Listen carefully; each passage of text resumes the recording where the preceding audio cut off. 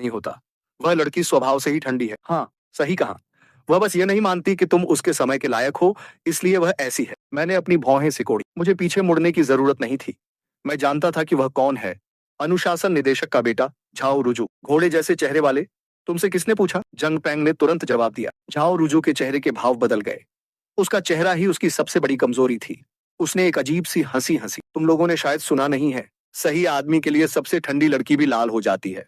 बस देखो, एक बार जब मैं अपना एस टीयर टैलेंट जगा लूंगा, तो वह पूरी तरह से मेरी उंगलियों पर नाचे। फिर उसने मुझे एक अजीब नजर से देखा। वैसे जिस तरह से वह तुम्हें नजरअंदाज करती है, तुमने उसके घर पर कुछ गड़बड़ तो नहीं की थी, है ना? मेरे पास इस तरह के आदमी से कहने के लिए कुछ नहीं था, इसलिए मैंने बस अपनी मुट्ठी उठाई और उसके चेहरे पर दे मारी। झाओ रुजू अपनी नाक पकड़कर चीखने लगा। हमारे होम रूम टीचर ओल्ड वू भागते हुए आए। झाओ रुजू ने चिल्लाकर कहा, इसने मुझे मारा। जंग पैंग ने बीच में आकर पूरी कहानी सुनाई। जब तक ओल्ड वू ने बात सुनी, उनकी नजरों में झाओ के लिए नफरत थी। लेकिन जैसे ही वह उसे डांटने वाले थे, स्टाफ ने झाओ रुजू का नाम पुकारा। वह डिटेक्शन क्रिस्टल के पास गया और वह फिर से तेज रोशनी के साथ चमक उठा। यह एस टीयर की रोशनी है। झाओ रुजू के पीछे काली धुन से बना एक फैंटम भेड़िया प्रकट हुआ। जंग पैंग का मुंह खुला का खुला रह गया। लेकिन मैं बिल्कुल शांत था।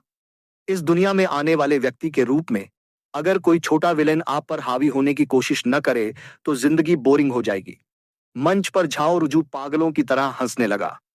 जब वह वापस आया, तो वह ऐसे चल रहा था जैसे वह जगह उसी की हो। तो तुम यहाँ केवल 8 ईयर हो, बस इतना ही?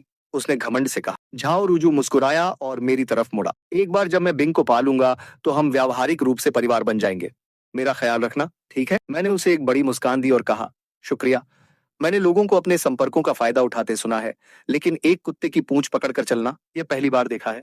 तो शुक्रिया, घोड़े जैसे चेहरे वाले, तुमने सचमुच मेरी आंखें खोल दी। झाओ रुजू की मुस्कान उसके चेहरे पर ही जम गई।